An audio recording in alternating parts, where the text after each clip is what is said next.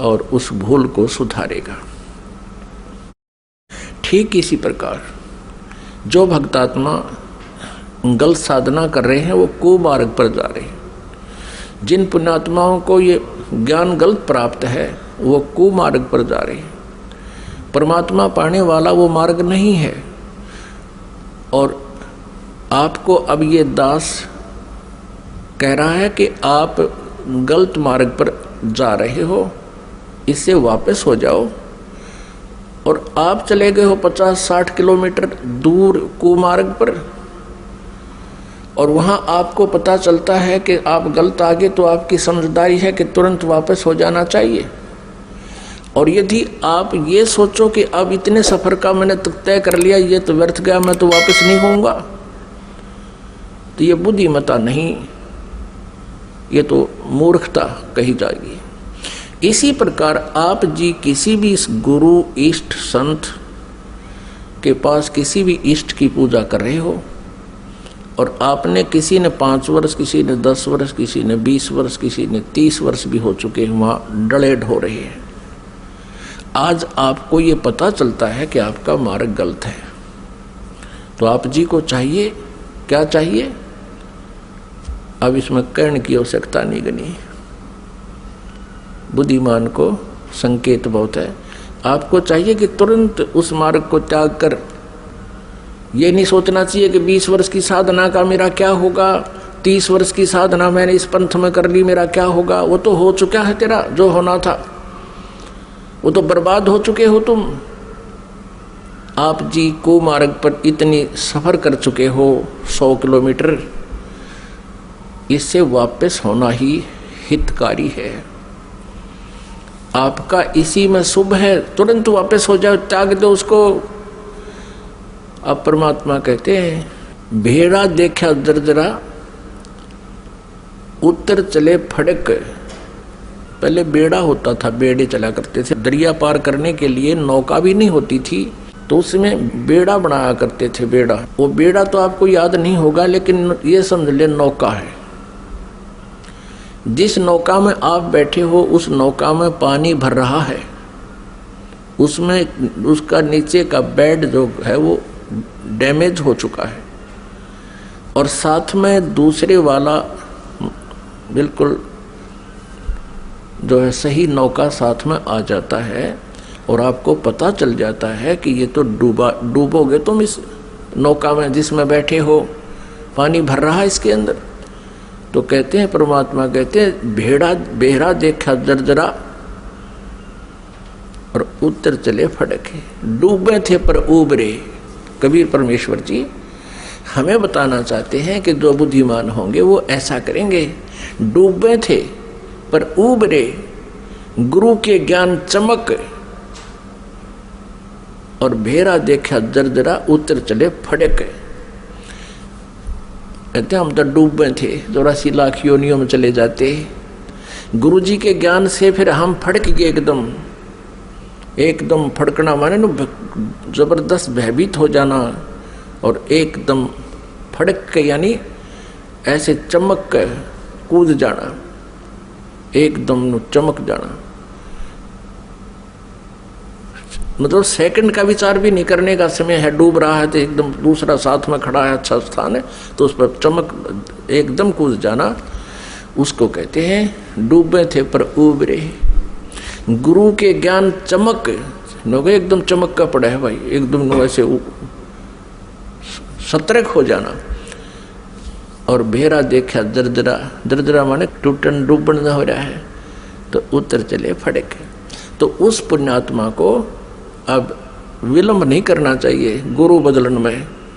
उस मार्ग में कितना ही चला गया उसको तुरंत त्याग देना चाहिए। वो तो बिल्कुल कुमार्ग पर, आप तो 200 किलोमीटर 100 किलोमीटर दूर चले गए हो, वो आना वापस पड़ेगा, आना ही पड़ेगा। आगे जितने कदम रखोगे वो गलत ही है, दूर ही जाओगे।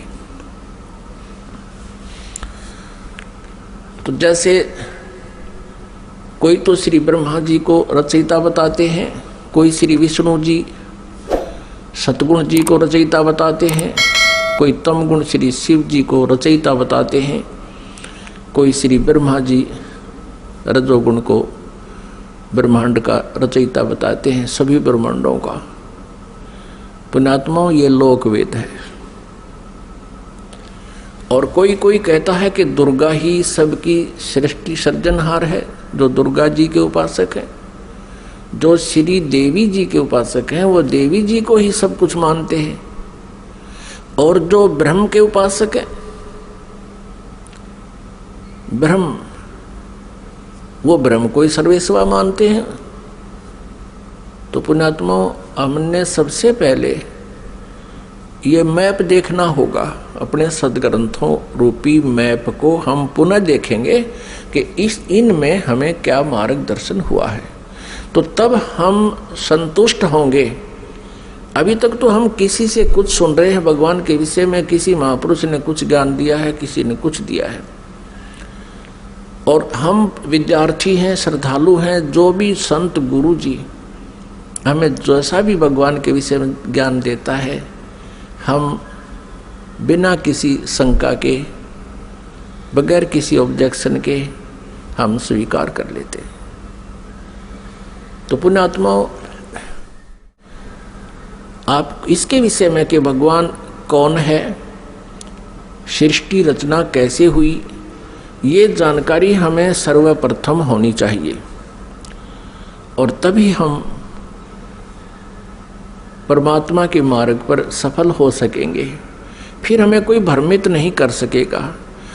श्रीमद् भगवत गीता अध्याय नंबर 16 के श्लोक नंबर 23 में कहा है कि शास्त्र विधि को त्याग कर जो मनमाना आचरण करते हैं, यानी मनमानी पूजाएं करते हैं, मनमाने साधनाएं करते हैं, जो शास्त्रों में विद्यमान नहीं है, जो ज्ञान और उसका समाधान, वो साधना व्यर्थ है। न उनकी गति होती है, न उनको कोई सुख प्राप्त होता है, और न ही उनको कोई सिद्धि प्राप्त होती है, अर्थात व्यर्थ, यूजलेस। फिर तुरंत ही 24वें श्लोक में 16वें अध्याय में कहा है गीता जी में कि इससे तेरे लिए अर्जुन कर्तव्य और अकर्तव्य की व्यवस्था में, कर्तव्य मीन जो भक्ति कर्म हमने करने चाहिए और जो ना करने चाहिए, जो त्यागने चाहिए और जो ग्रहण करने चाहिए, उनके लिए सदग्रंथ ही प्रमाण है। किसी की दंत कथा पर विश्वास मत करना। फिर गीता जी अध्याय नंबर 2 के श्लोक नंबर 53 में कहा कि अर्जुन, जिस समय तेरी बुद्धि भिन्न भिन्न प्रकार के भ्रमित करने वाले ज्ञानों से, वचनों से हटकर केवल एक तत्व ज्ञान पर, परमात्म ज्ञान पर स्थिर हो जाएगी, तब तू योग को प्राप्त होगा, तब तो तू भक्त बनेगा, तब तो तेरी भक्ति प्रारंभ होगी। जब तू एक ज्ञान पर, शास्त्र अनुकूल ज्ञान पर तू स्थिर हो जाएगी तेरी बुद्धि, फिर तू डगमग ना होकर के सीधे सुमार्ग पर चल पड़ेगा। फिर जितने भी कदम इस भक्ति सफर में रखेगा वो तेरे शुभ होंगे, लाभदायक होंगे। अब सृष्टि रचना के बारे में बहुत से असमंजस हैं। जैसे जैन धर्म के व्यक्ति, श्रद्धालु, आचार्य, मुनि, वो कहते हैं कि इस सृष्टि का कोई रचयिता नहीं, कोई इसका संहार करता नहीं, अनादि है, अपने आप बनती है, अपने आप ये चलती है। ऐसा ही नहीं, और भी बहुत से श्रद्धालु हैं। कोई कहते हैं विष्णु जी ने इसकी रचना की है, जैसे अब पीछे हम बता चुके हैं। इसके विषय में आप जी को विस्तृत डिटेल से बताएंगे। परमेश्वर कबीर देव जी का जो प्रसंग चला था कि ये पूर्ण परमात्मा है, पूर्ण ब्रह्म है, कंप्लीट गॉड है, ये विश्वास आप जी को नहीं हो सकता जब तक हम इनके गुणों से परिचित नहीं होंगे। और गुण कहाँ होते हैं? उनके जीवनी में, उनके इतिहास में लिखे होते हैं। जैसे विष्णु जी, श्री शिव जी, श्री विष्णु जी, श्री ब्रह्मा जी, इनकी जानकारी भी इनकी जीवनी में, इनके इतिहास में लिखी है, पुराणों में। हमारा वीडियो आपको पसंद आया तो लाइक करें, कमेंट करें, शेयर करें। गुरु रियल गॉड यूट्यूब चैनल को सब्सक्राइब अवश्य